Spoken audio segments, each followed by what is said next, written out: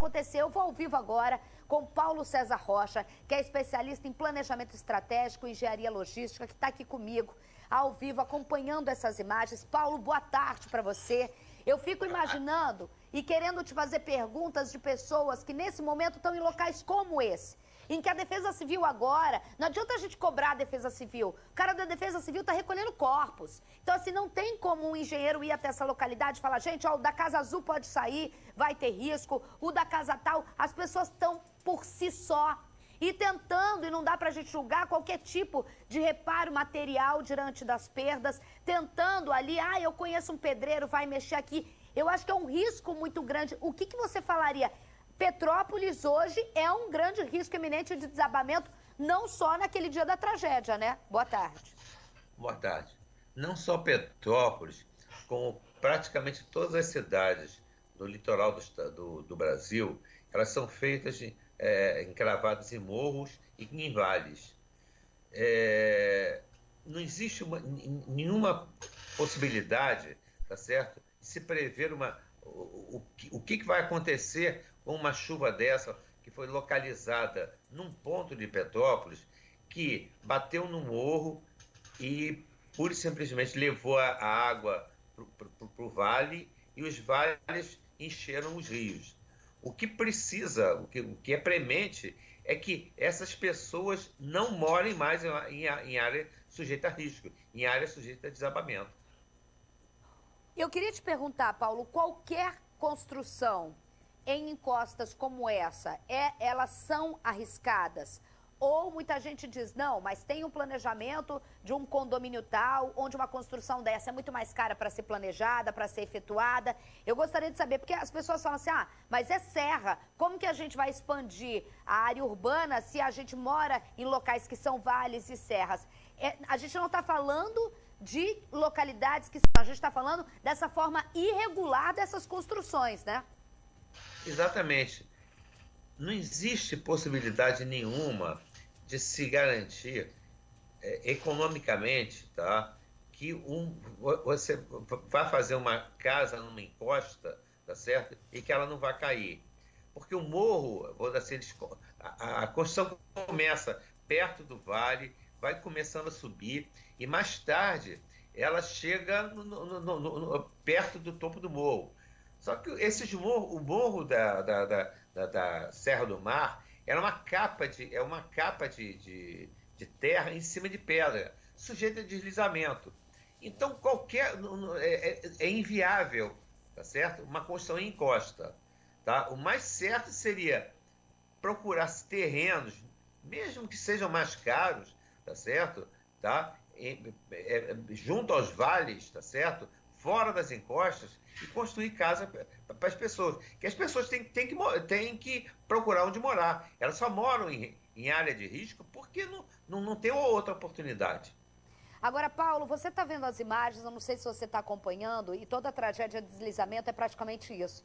Você descreveu muito bem. É uma pedra em que você tem uma capa de terra com raízes profundas de árvores grandes e pesadas, de troncos que estão numa altura relativamente bem considerável e quando eles se descolam, eles vêm com a força da física, com uma velocidade absurda, além das pedras. E a gente vê nessas imagens de Petrópolis, em alguns pontos, quando a gente vê de forma aérea, você vê que tem praticamente um tobogã de terra, de deslizamento e outras partes ainda verde. Nesse tobogã, você vê tudo quanto é tipo de entulho, de casa. Ali eram casas, gente. Tudo que você vê é tudo que veio abaixo. O que está ao lado, para mim, eu fico pensando, não é só na chuva, não é só quando vem uma forte chuva. Aquilo ali com o solo secando e a instabilidade diante disso que aconteceu, meu Deus do céu, é muito perigoso. Não é só a chuva. A chuva só faz, vamos dizer assim, o start para cair. Mas toda essa região de Petrópolis, eu tenho casa em Teresópolis, já aconteceu isso há 11 anos, tá certo? Eu conheço o solo da minha casa, como é que eu fiz? Eu moro em cima de uma pedreira, tá certo? Tá? Minha casa é pedreira em que eu tive que arrancar toda a parte dessa cobertura para poder fazer, para fazer uma coisa segura. Mas nem todo mundo pode fazer isso. Nem todo mundo, e eu digo mais, Paulo, a maioria pelas construções que a gente está vendo, não fazem isso não é porque não querem, não tem um recurso que a gente tem para fazer, não tem acesso a pessoas especializadas, acabam fazendo de forma irregular. Por isso, nessas tragédias, quem mais sofre, quem mais perde tudo, não só a vida, como também a casa, são os pobres. Exatamente, porque, vamos dizer, eles não têm orientação própria, nem o governo fornece, nenhum governo, aí eu falo, nenhum das três formas de governo, federal, estadual, municipal, ninguém se preocupa em avisar, olha, para você, a casa aqui você não pode fazer. Se você quiser fazer uma casa aqui, você tem que perfurar até chegar a pedra. Não existe esse tipo de orientação. E isso não é restrito a Petrópolis. O Brasil inteiro, a costa atlântica do Brasil inteira é assim. São Paulo teve outro dia um morro inteiro que desabou, tá certo? Aí em Petrópolis, a coisa muito mais acentuada, porque foi um volume de 200 milímetros, 250 milímetros de chuva em 5 horas, é um negócio absurdo, tá? Mas, vamos dizer assim, mesmo com chuvas menores, tá certo? Sempre dessas áreas de risco na serra toda, tanto em Petrópolis, quanto em Teresópolis, quanto em Friburgo, estão sujeitas a desmoronamento. Essas pessoas precisam ser retiradas daí.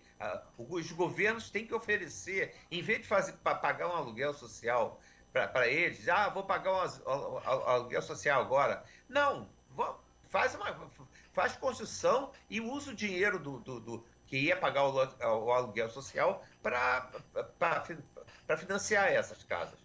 Ô Paulo, sabe qual é a tristeza de trazer uma realidade, da gente saber, tanto que às vezes a ignorância e ser leiga, a minha mãe fala que é de espírito, porque a gente sabe, isso que você falou, o que deveria ser feito, não vai acontecer.